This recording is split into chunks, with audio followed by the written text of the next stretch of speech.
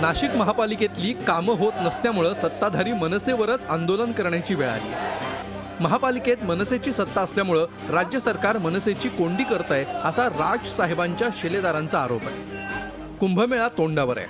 अशा परिस्थितीत महापालिकेत गेल्या 4 महिन्यांपासून पूर्ण वेळ आयुक्त नाही। जे आयुक्त आहेत ते महत्त्वाच्या विषयांच्या फाईल मंजूर करत नसल्यामुळे कामं रखडल्याचा आरोप होतोय। कामं सुरू आहे। पूर्ण वेळ आयुक्त इथे असणे अत्यंत गरजेचं आहे, परंतु तरी सुद्धा प्रत्येक गोष्टीत राजकारण करण्यामागचा त्यांचा हेतू काय आहे याची सांगता येत नाही। परंतु शासनाने लवकरात लवकर पूर्ण वेळ आयुक्त द्यावे याकरता आम्ही पाठपुरावा करणार आहे आणि त्याकरता लवकरच माननीय मुख्यमंत्री महोदयांची भेट घेणार आहे। मनसेच्या या आंदोलनावर टीका करण्याची संधी विरोधकांनी सोडली नाही। 4 महिने आयुक्त नाहीत पण उरलेली 2 वर्ष आयुक्त होते, त्या काळात मनसेनं काय दिवे लावले असा त्यांचा सवाल आहे।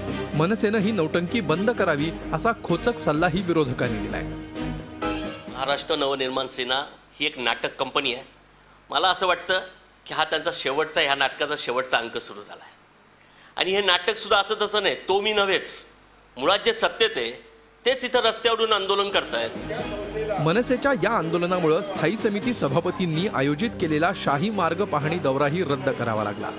लोकमान्य टिळकांच्या जयंतीचा कार्यक्रम देखील लांबणीवर पडला।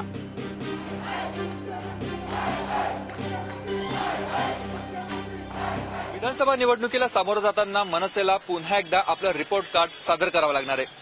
मात्र लोकसभा निवडणुकीतील पराभवानंतर गेल्या 2 महिन्यात आपल्या कामात चुणूक दाखवण्यात मनसे अपयशी ठरली आहे। त्यामुळे आपल्या अपयशाचं खापर राज्य सरकार आणि आयुक्तांवर फोडून नामानिराळं राहण्याचा सत्ताधाऱ्यांचा प्रयत्न असल्याची नाशिककरांची भावना झाल्यानं मनसेचं हे आंदोलन त्यांच्यावर उलटण्याची शक्यताच दाट वाटते। व्हिडिओ जर्नलिस्ट लोकेश मायसह मुकुल कुलकर्णी, झी मीडिया, नाशिक। झी 24 तास रहा एक पाऊल पुढे।